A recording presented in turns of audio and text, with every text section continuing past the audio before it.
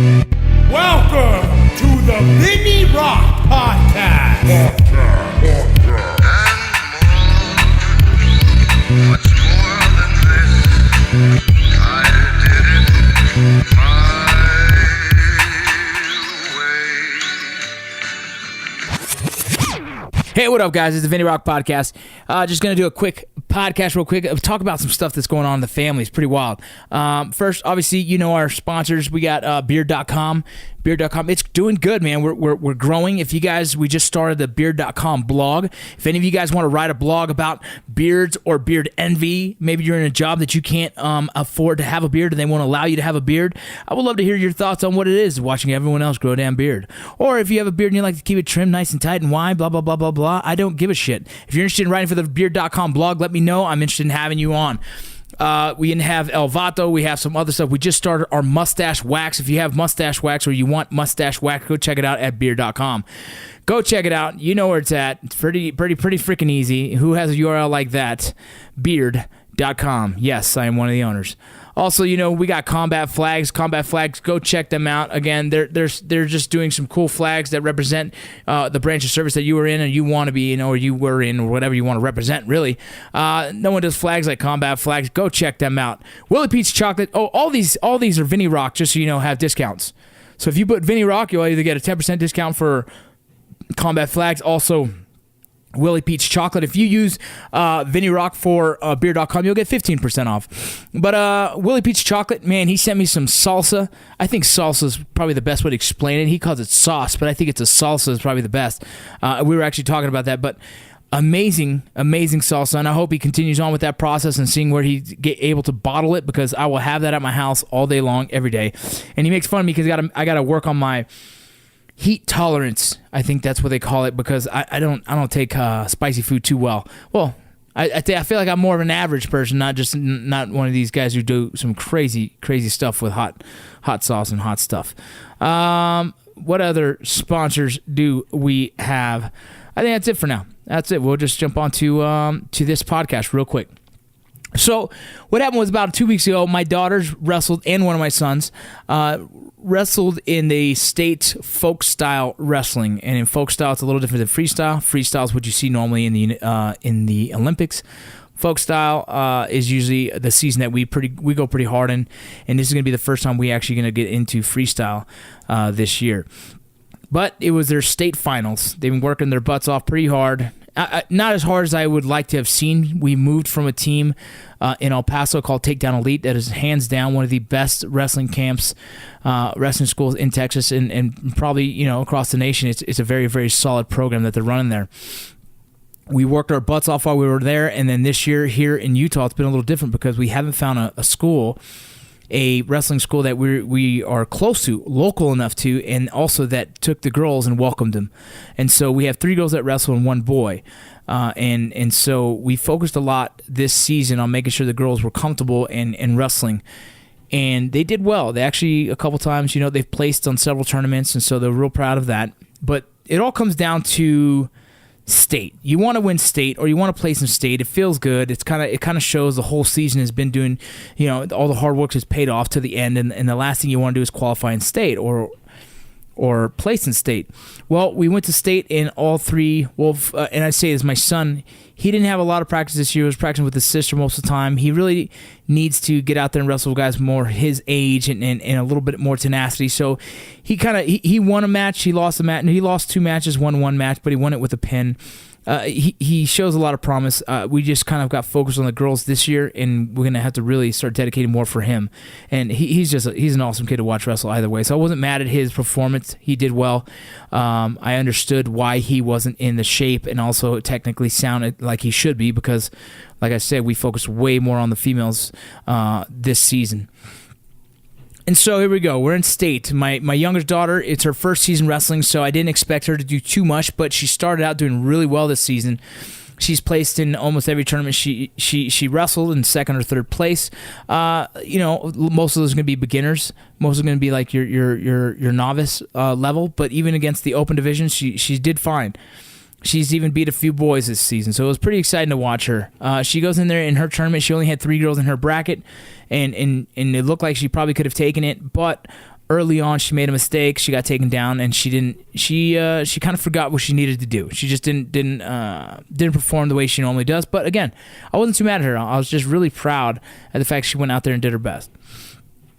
Then you got my 12-year-old daughter, who is the one who wanted to quit wrestling. I wrote a big article about this, and trying to convince her to stick it out. I believe she has a natural talent for wrestling. I think her tenacity and heart has carried her a long ways in wrestling, and that's why she lacks some of the technical side of wrestling that she needs, and she wants to start learning it. And if she wants to continue to be successful, I think she needed to stop relying so much on her heart and her fight and start relying more on technique.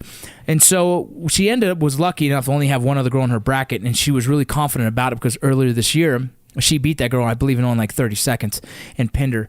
And so she was pretty excited about it. I even told her, I said, hey, listen, you can't go in here thinking you're going to beat this girl. You better be very, very, very smart when you wrestle her and continue with the same tenacity. Don't take it easy. You just do your job.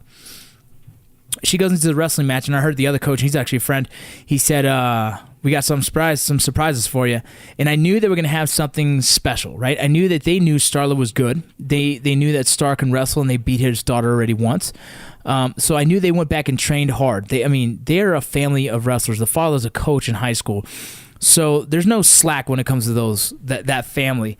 They're the sweetest people, and I love them. And it's funny because it was hard for us to watch them wrestle because those two girls together, it seems like I would hope that they become training partners and friends in the future. But as the wrestling match started, we knew early on that the girl was going to be doing... I forget what it's called. It's pretty much called a leg ride. And that move, I know my daughter has a lot of difficulties with this, and we didn't practice this. We've actually just trained on her, just doing some of the basics, some of the little things she had mistakes with. And so it kind of caught her off guard. She didn't know how to defend it. And so by the time it was over, 3 quarters, she lost by 1 point. And not to say she gave her freaking best. She fought her heart out. She almost couldn't stand. She was exhausted. She was fighting defensively the whole time, trying to get to a better position to do offense. By the time the third quarter was over, she was already on top. She was trying to make a pin happen and win the match, but she fell short, and it is what it is.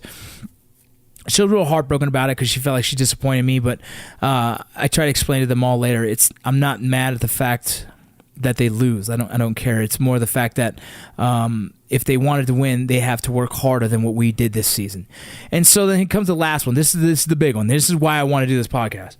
My oldest daughter, she's 15 years old now. She's been wrestling now for 2 years. She really has stated that she would love to compete in the Olympics as a wrestler. She wants to take wrestling farther, right? But I know her. I've raised fighters, and when I say that, I've had a gym in Eagle Pass, Texas, that I used to help run on Monday, Wednesday, Fridays. I started teaching pretty much combatives. I started teaching mixed martial arts, some striking, some groundwork, and everything, all the basics you can think of, just trying to develop some fighters out there in Eagle Pass. It's what I kind of did for my time off because I really didn't have nothing else going on for me. And I love doing it. I love training fighters. I love getting into the mental side of the game and trying to help them mentally prepare themselves for the fight. We took, I think it was 7 fighters, made them all amateurs, and they fought. All had very successful records. One of them I took pro. He was 3-0 at first, and then kind of lost focus for a little while, but he's still back in the game and fighting. And so it's a world that I love. It's a world I grew up around, and I understand it pretty well. I've always loved the fight science. I've always loved just the world of it, right? Something about fighting and raising kids to fight. I think it's important for them to understand when is right and when is wrong, to engage. Always be able to have the ability to protect themselves because, Big Papi's not always going to be around for them. But also knowing it's a skill set that's good to have for self-confidence, for building confidence, for self-esteem, and knowing that if you ever needed to, you could protect yourself, right? Especially women. I think it's important for women to know how to protect themselves because, there is men out there that will try and take advantage. And I think for me, the most safe peace of mind that I have is knowing that my daughters know how to put in an armbar, put in a rear naked choke, throw a double leg, whatever the heck they need to make sure that they're safe in some terrible scenarios. Now, my daughter went into she has them. Oldest daughter doesn't have the same fighting heart as my 12-year-old. She is terrified, emotionally terrified of the engagement. So essentially, she's a slow starter. She would usually in a wrestling match, she hasn't got first place yet because she loses her first match to almost every single tournament and then comes back and wins the rest. And so she plays a second or third or whatnot. But this is what she does. And it's known. And I've been talking this season, I've been trying to work with her mentally the whole time, saying, listen, you'll build more confidence the more you train. Why is that? Because you'll be confident that your skill sets are higher than everyone else's, right? You're just going to trust that you've been working your butt off so hard that you know and you're confident with your abilities. Second, it takes time to get comfortable in the ring. It takes time to get comfortable on the mat, right? It does. But the one thing you can't do is doubt yourself before the mat even starts, right? Before the match even starts, you pretty much essentially mentally lose the game. And so this is good for anything. I'm talking fighting, we're talking just life, right? Like, you got to be confident in yourself and what you do and what you bring to the table. So she goes in, and I see her putting on her headgear, and then she decides not to wear her headgear and everything else. Then she looks at the girl she's wrestling. She sees her and looks at me and gives me these wide eyes, and then she kind of turns away. And I knew right there, I was like, oh, she's done. She's broke. Right? I call it broke. When the kid cries on the wrestling mat, they're broke. When a kid shows that weakness, that mental weakness, they're broke. And as soon as this match started, my daughter is definitely technically sound enough to beat this girl. It would have been a tough match, but I know she was smart enough. She knew enough what to do, and she was athletically good enough to win. But mentally, she broke before the match even started. So this girl got in a decent position. It was 0-0 all the way into the second quarter, and then all of a sudden this girl gets behind her, picks her up, and slams her, and boom, I knew it. It was done. My daughter starts getting frustrated. At the end of the match, she ends up losing. And it almost looked like she gave up at one point because she just was overwhelmed. And it was more emotionally than anything. She was overwhelmed because she was frustrated. She knew she was losing, and then she kind of just sat back. And it happens quite a bit in wrestling. People get overwhelmed. They just kind of like, all right, I'm done. So she gets up, and I was like, what happened? And the coach was telling her everything she needed to do to escape moves, teaching her everything she needed to do. He was telling her in the corner. Normally, she can hear what we say, and she can do, right? Or she can counter, whatnot. Like, a good fighter is able to hear their corner.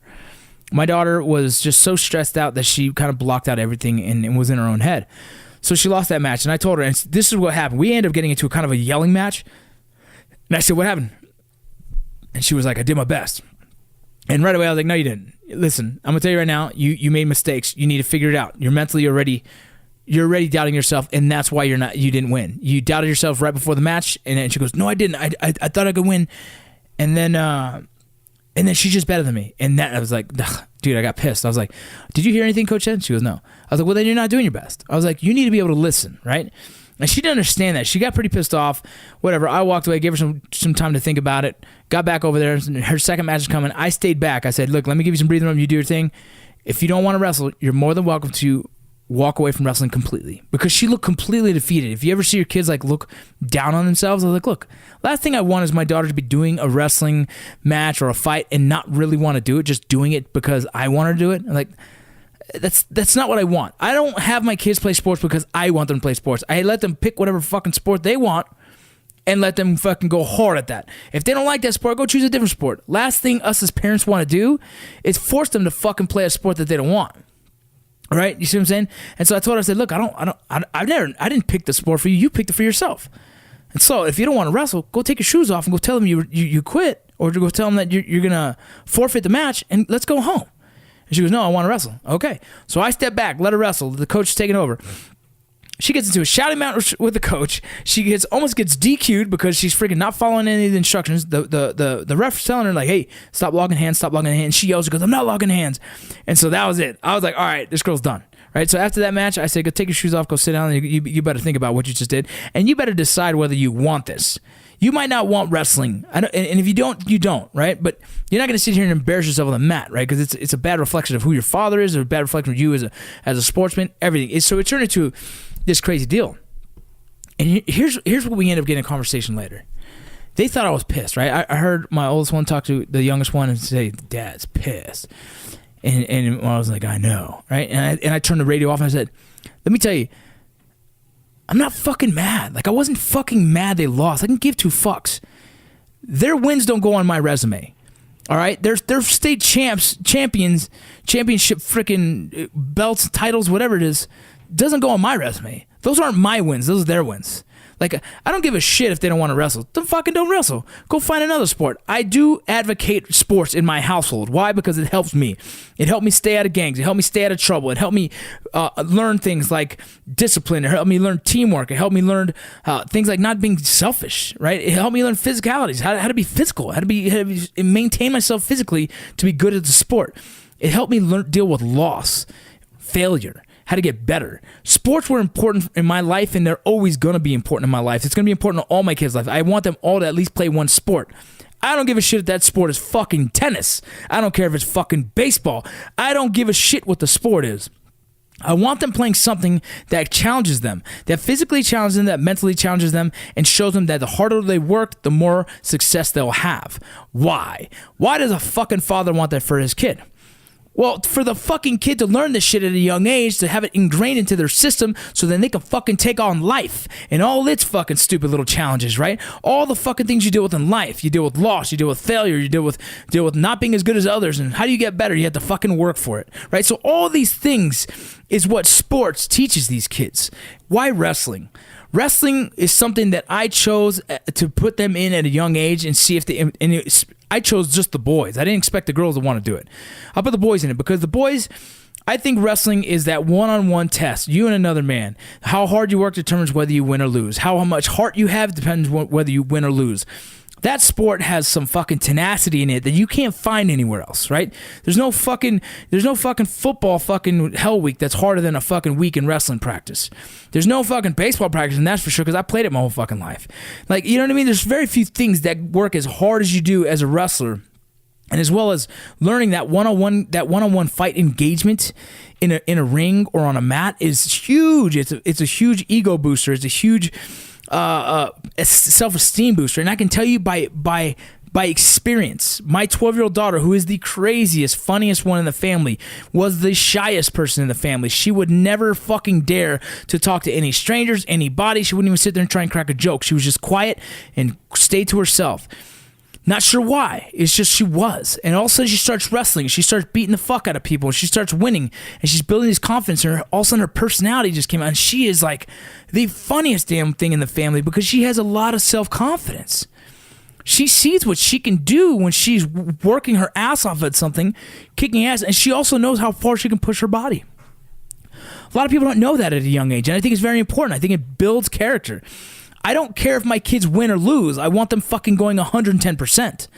I don't want no half-ass fucking champ. I don't want a kid that's going to show up and think life is going to be handed to them if they just show up to the fucking mat.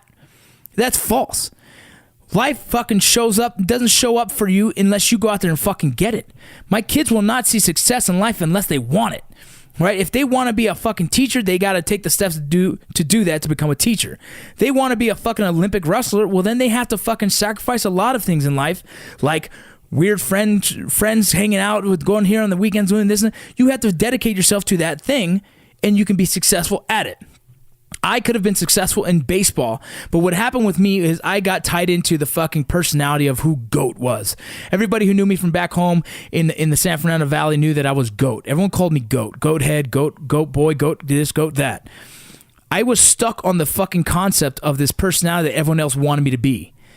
And I was a fucking party animal. I was a fucking idiot at the parties. I would freaking play baseball hard and I'd party hard. I was what everyone else wanted me to be. But what I wanted to be was a professional fucking baseball player, and I made all the wrong steps for that. I didn't focus. I didn't dedicate. I was good enough, and I fucking felt like I was good enough to go from there. I never wanted to improve myself because why? The time wasted in a fucking cage improving myself, since I've already gotten to a high level ball, is wasted when I can just go hang out with the boys. I know this. I made mistakes. And so that's why now I'm no longer in the baseball world, right? I fucking didn't take care of the night before. So one of my coaches said I didn't prepare myself for the big event. And the kids don't get it, right? Like my daughter's like, "You're mad." I was like, "No, I'm not mad. Like I don't give a shit that you fucking lose. You can lose your whole fucking life. I think it's good. When kids fucking lose, it's good. Fuck yeah, I'm your dad. I'm here to build you up from that loss, but at the same time, it's good you lost. You can learn from that. Why did you lose? Was it because they're better? Fuck no. And if they were, okay, what do you need to do? How do you get better than that person? All right? If they lost because of a mental mistake, which my daughter did, it's frustrating because it's like, hey, you need to learn. You got to find out what's deep inside your heart, what's deep inside that soul, and what makes you want to win. And fucking quit breaking down mentally, because that's a weakness that will carry on for a long, long time. Every time it gets hard, you want to quit. Every time it gets hard, you want to break down. Every time it gets hard, you want to walk away. Every time it gets hard, you want to run away. People do this shit in life. Look around, look to your left and look to your right. Look at your friends. Who's the fucking guy that fucking walks away as soon as it gets hard? Or who's the fucking person that fucking settles in, works their ass off and gets better? Who's the person in a breakup that fucking goes and does the same mistake every fucking time and continues to have their heart broken? Who's the fucking person that says, oh man, life's not fucking working for me, man. I can't fucking seem to do anything right. Yeah, because look in the fucking mirror. Are you fucking working your ass off to get better? Are you trying to be a better version of yourself every fucking day? Or are you just doing the same fucking pattern over and over and over again and then fucking expecting a different result? Because that's fucking insane. Right? We all know this shit. If my daughter wants to be an Olympic wrestler, well, then she's going to have to fucking work for it. All dad can do is sit back, fucking give her the financial support she needs and the fucking, the parenting support, right? The parental support, and just being there for her. As she fucking fails, I say, hey, here's what you need to work on. Here's what you need to do. Here's how much harder you probably should be working at it. No matter what, win, lose, or fucking draw, I'm still here. I'm still your dad, and I still fucking love you. It's tough love being a fucking dad. It's tough love being a fucking mom. But if you're sitting there saying, hey, you lost, no big deal. Fuck this sport. Go somewhere else. We'll do something easier. That's bullshit. I don't want my fucking kids to quit because they fucking lost. I want my kids to fucking get mad. Go into the fucking mat room that we have in the garage and work their ass off. And then show up next season and beat the fuck out of every motherfucker. Right? Because it's just kind of like this metaphor of life. If someone fucking kicks your ass and you just say, put your tail between your legs and walk away, what fucking good is that? Why the fuck wouldn't you be like, dude, they fucking beat me with a fucking jab, fucking cross. I couldn't fucking defend it. Well, I'm going to go to the gym and defend how to fucking block that shit. How to counter that and fucking throw a fucking body punch. Some shit, right? But it drives me up the fucking wall when the kids don't understand where the root of the anger and frustration that I have. The root of the anger doesn't come from them losing. No one gives a fuck. Right? There's no grade school fucking champ that's ever fucking that award carried them through life. No one gave a fuck. You tell me who your high school prom king was. No one gives a fuck, right? That guy probably ain't doing shit these days, and he probably is. It depends. But the point is, like, no one gives a fuck about a fucking grade school or fucking little league fucking baseball champion. No one really gives a shit. Because what does that really amount to in life? Nothing. When that motherfucker takes that fucking championship and continues to build himself, and then ends up going into the pros and gets a fucking World Series, now that's something to fucking talk about. That's a guy to look up to. Why? Because he never fucking stopped, right? What are you doing today is the most important thing is fucking what you could look at yourself in the mirror and say, what am I doing today? I might have been an Army Ranger fucking 7, 10, 20 years ago. Who gives a fuck? What are you doing now? That's my point to these kids is you lost. No one gives a shit, right? What you need to do is take notes, figure out why you lost, and find out how to fucking fix that. Go back to the gym, work your ass off, and get better every fucking day.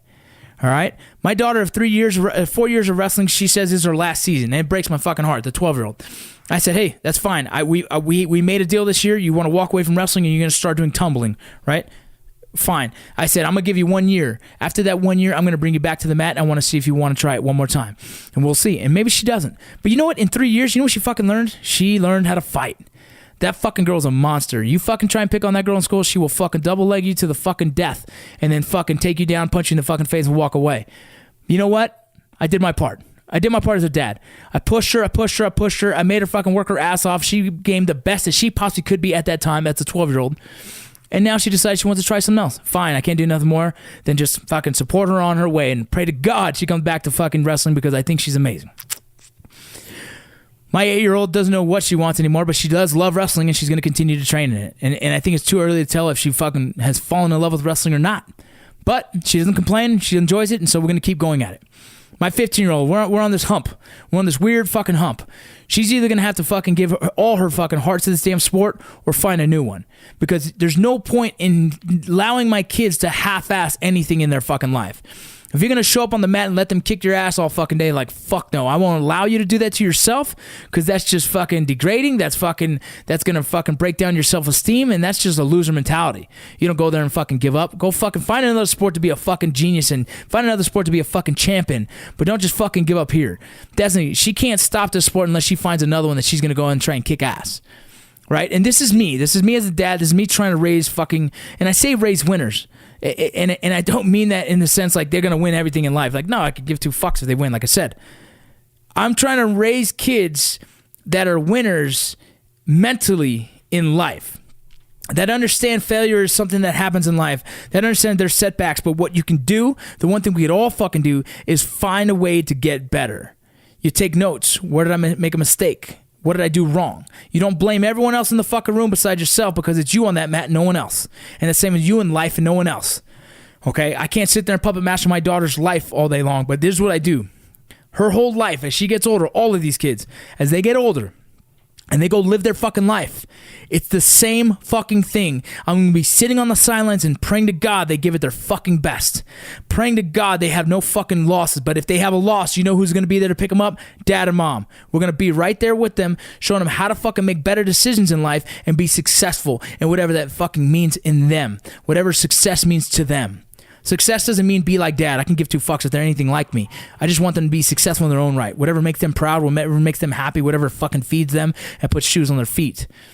But understand that all we are as parents is sitting back trying to raise these kids and mentor them to understand life is not the fucking easiest damn thing in the world. But we're here to support you in it. You're going to make your fucking mistakes, and I hope that you learn from those mistakes. Hope that you learn from your losses and make yourself a better person, a better player in the game, better player at life. But don't you ever fucking half-ass this shit and expect the fucking championships. Don't you ever fucking half-ass life and expect you're gonna fucking win any kind of belt. There's no fucking participation awards in life. You either find a way to fucking do it or you fucking fail. Okay, and the only way you continue to find a way to do it, you continue to try and you continue to try and you continue to try. You get better. You better yourself. You work harder. You change things. You look in the mirror and evaluate yourself and realize why you're not in the position you want to be, where do you fucking want to be, and how the fuck do you get there. I believe firmly on not being the best motherfucker in that room, but training with some of the best in the fucking world to make myself better, right? If I go to fucking do jiu-jitsu, I roll with fucking black belts all the fucking time. My buddies are black belts. Kick my ass all day long, please. The only way I'm going to get better is by learning from these guys. Every time I roll with them, I take a small fucking amount with me, right? And I'm learning. I try and hang out with a fucking multi-millionaire businessmen and try and learn a little bit from them every day. I'm trying to take it. I'm soaking it in like a fucking sponge. When I'm in LA and I'm doing the acting, I'm hanging out and sitting there with some of the most successful actors in our time, and I'm pulling from them, and I'm taking a little bit of them with me at every time as well, because I'm not here to fucking be a half-ass champ. I'm not here looking at life saying, what can I fucking walk away with without any fucking effort? I'm here saying I'm going to take this motherfucker over by working my ass off, by giving everything I got to this fucking craft, whether it's acting and business and fucking just being a father.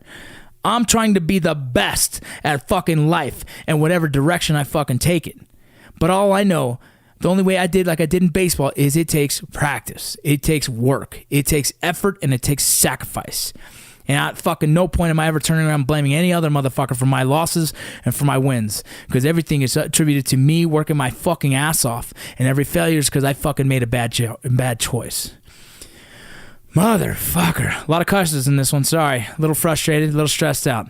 Love you guys. Hope you guys enjoyed it. Hit me up if you have any questions. Bye.